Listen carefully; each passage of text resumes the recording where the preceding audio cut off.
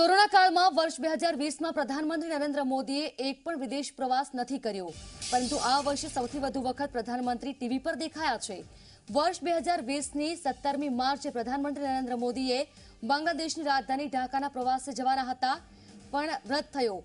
March મહિનામાં કોરોનાના case દેશમાં ખૂબ ઝડપથી સામે આવતા રહ્યા અને આ વિદેશ પ્રવાસ રદ કર્યો।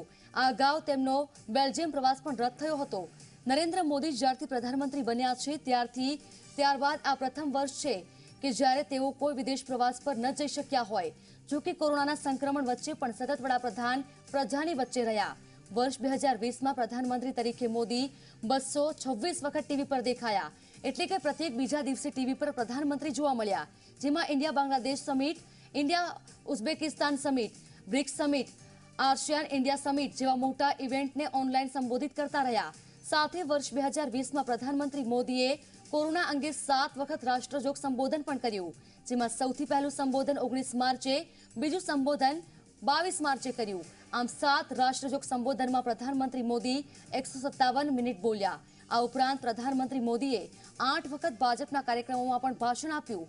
આમ પ્રધાનમંત્રી મોદી કોરોના કાળમાં પણ વર્ચ્યુઅલી એક્ટિવ રહ્યા।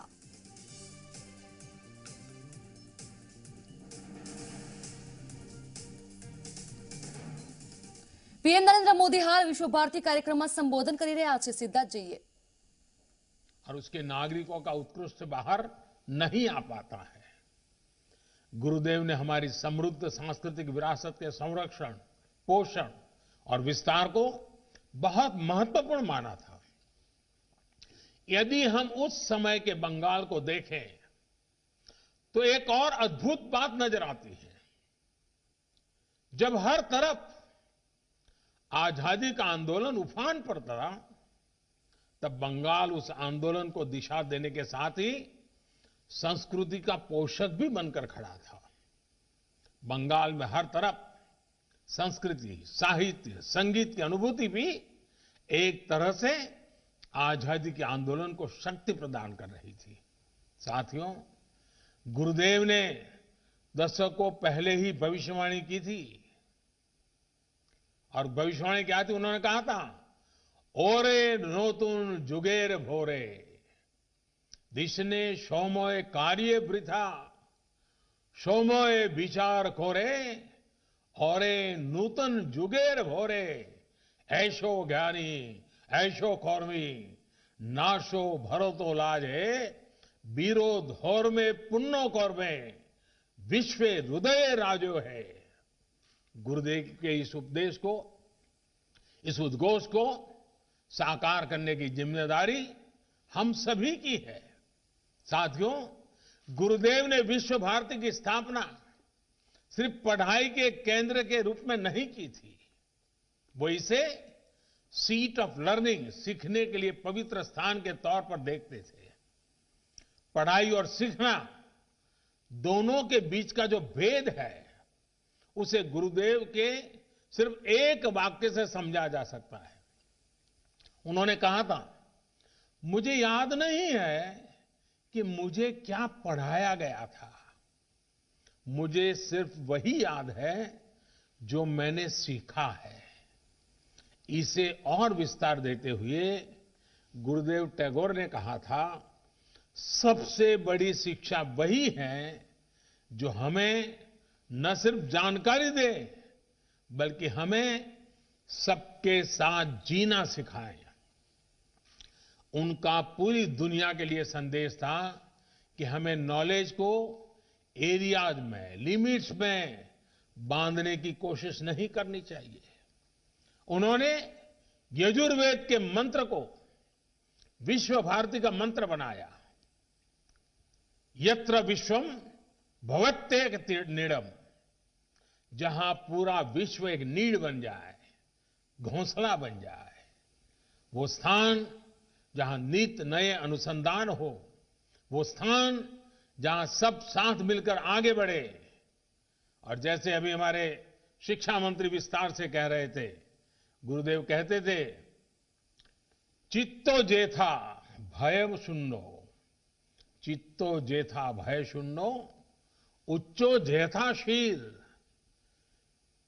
ज्ञान जैथा मुक्तो। यानी हम एक ऐसी व्यवस्था खड़ी करें जहां हमारे मन में कोई डर ना हो, हमारा सर ऊंचा हो और ज्ञान बंधनों से मुक्त हो।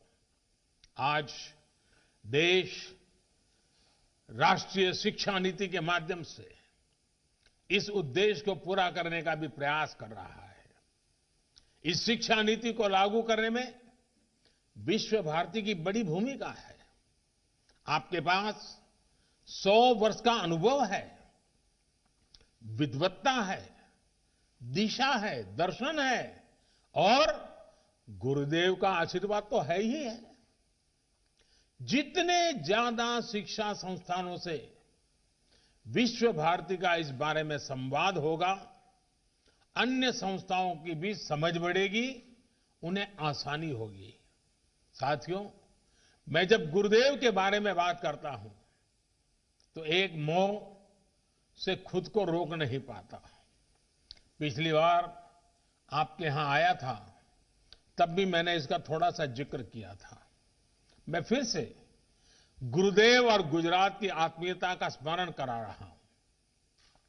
ये बार बार याद करना इसलिए भी जरूरी है क्योंकि ये हमें एक भारत श्रेष्ठ भारत की भावना से भरता है। ये दिखाता है कि अलग अलग भाषाओं, बोलियां, खान पान, पहनावे वाला हमारा देश एक दूसरे से कितना जुड़ा हुआ है। ये दिखाता है कि कैसे विविधताओं से भरा हमारा देश एक है, एक दूसरे से बहुत कुछ सीखता रहा है। साथियों, गुरुदेव के बड़े भाई सत्येंद्रनाथ टैगोर जब आईसीएस में थे तो उनकी नियुक्ति गुजरात में अहमदाबाद में भी हुई थी। रविन्द्रनाथ टैगोर जी अक्सर गुजरात आ जाते थे और उन्होंने वहां काफी लंबा समय भी बिताया था। अहमदाबाद में रहते हुए उन्होंने अपनी 2 लोकप्रिय बांग्ला कविताएं बंदी ओ अमार और नीरोब रजनी देखो, ये दोनों रचनाएं की थी। अपनी प्रसिद्ध रचना क्षुदित पाषाण का एक हिस्सा भी उन्होंने गुजरात प्रवास के दौरान ही लिखा था। इतना ही नहीं, गुजरात की एक बेटी श्रीमती हटी सिंह गुरुदेव के घर में भी वो बहू बनकर भी आई थी। इसके अलावा एक और तथ्य है जिस पर हमारे विमेन एम्पावरमेंट से जुड़े संगठनों को अध्ययन करना चाहिए। सत्येंद्रनाथ टैगोर जी की पत्नी ज्ञानंदिनी देवी जी जब अहमदाबाद में रहती थी तो उन्होंने देखा कि स्थानीय महिलाएं अपने साड़ी के पल्लू को दाहिने कंधे पर रखती है। अब दाएं कंधे पर पल्लू रहता था, इसलिए महिलाओं को काम करने में भी कुछ दिक्कत होती थी। ये देखकर ज्ञानंदिनी देवी ने आइडिया निकाला कि क्यों न साड़ी के पल्लू को बाएं कंधे पर लिया जाए। अब मुझे ठीक ठीक तो नहीं पता, लेकिन कहते हैं कि बाएं कंधे पर साड़ी का पल्लू उन्हीं की देन है। एक दूसरे से सीखकर, एक दूसरे के साथ आनंद से रहते हुए, एक परिवार की तरह रहते हुए हम उन सपनों को साकार सकते हैं जो देश की महान विभूतियों ने देखे थे। यही संस्कार गुरुदेव ने भी विश्व भारती को दिए हैं।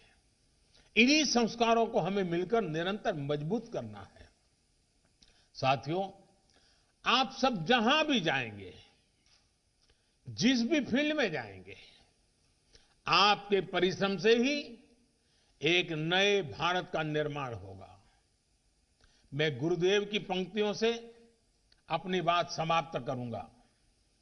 गुरुदेव ने कहा था, ओरे गृहो बाशी खोल द्वार खोल,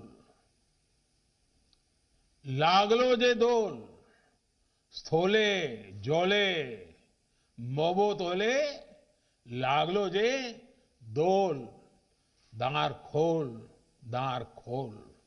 देश में नई संभावनाओं के द्वार आपका इंतजार कर रहे हैं।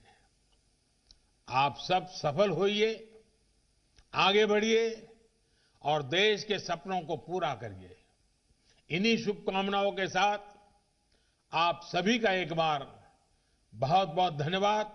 और ये शताब्दी वर्ष हमारी आगे की यात्रा के लिए एक मजबूत मील का पत्थर बने, हमें नई ऊंचाइयों पर ले जाएं और विश्व भारती जिन सपनों को लेकर के जन्मी थी, उन्हीं सपनों को साकार करते हुए विश्व कल्याण के मार्ग को प्रशस्त करने के लिए भारत के कल्याण के मार्ग को मजबूत करते हुए आगे बढ़े। यही मेरी आप सबसे शुभकामनाएं। बहुत बहुत धन्यवाद। પીએમ નરેન્દ્ર મોદીએ વિશ્વ ભારતીમાં સંબોધન કર્યું, સાથે રવિન્દ્રનાથ ટાગોરને યાદ કર્યા। રવિન્દ્રનાથ ટાગોરના માર્ગ પર ચાલીશું, એક ભારત ઉત્તમ ભારત બનાવીશું। ગુરુદેવ ટાગોરના સ્વપ્નને પૂરા કરવાના છે।